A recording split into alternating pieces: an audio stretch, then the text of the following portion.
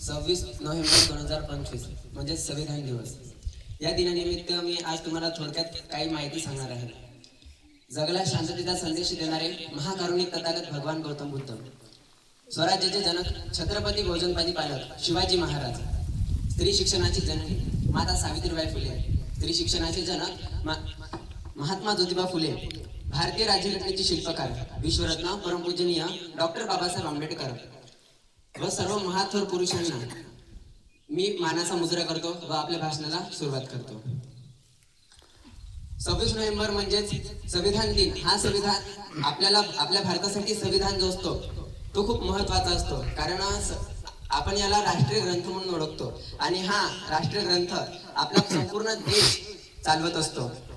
काही संविधान तयार करण्यासाठी खूप साऱ्या त्रुटी आल्या होत्या, अडचणी आल्या होत्या, तरी सुद्धा डॉक्टर बाबासाहेब आंबेडकरांनी 2 वर्ष 11 महिने 18 दिवसामध्ये भारताचे संविधान कंप्लीट करून त्याला 26 जानेवारी 1950 रोजी भारताला लागू करण्यात आले होते.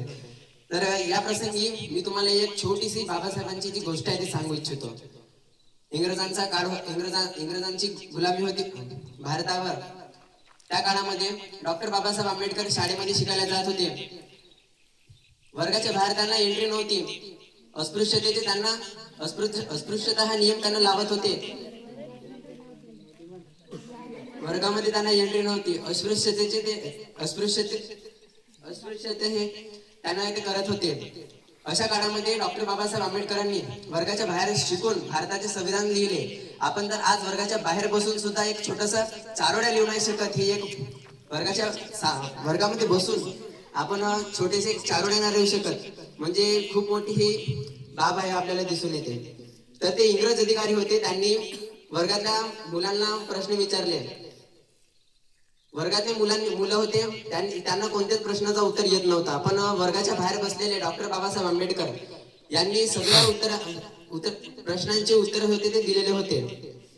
त्याच्यानंतर त्यांना एक शेवटचा प्रश्न विचारला होता. तो प्रश्न म्हणजे असा होता की सांग मला भिवा, या जगापासून सर्वात दूरचा ग्रह कोणता? डॉक्टर बाबासाहेब आंबेडकर नर्वस झाले. त्यांच्या डोळ्यामध्ये अश्रू आले. अश्रू येतात डॉक्टर बाबासाहेब आंबेडकरांनी म्हटले, साहेब मला माहित नाही की या जगापासून सर्वात दूरचा ग्रह कोणता, पण माझ्यासाठी जो दूरचा ग्रह आहे तो त्या वर्गामध्ये कानाकोपऱ्यामध्ये असलेला जो पाण्याचा माठ आहे तो आहे. कारण त्या काळामध्ये डॉक्टर बाबासाहेब आंबेडकरांना पाणी सुद्धा देत नव्हते त्यांच्या शाळेतले जे काही असतील ते. आणि तशा काळामध्ये सुद्धा त्यांनी चांगले शिकून बाहेर देशामध्ये जाऊन 32 डिग्र्या घेऊन 9 भाषांचं ज्ञान घेऊन एवढं सारं संविधान लिहिलं. एवढेच बोलतो, इथंच थांबतो. धन्यवाद. जय भीम, जय भारत, जय श्री.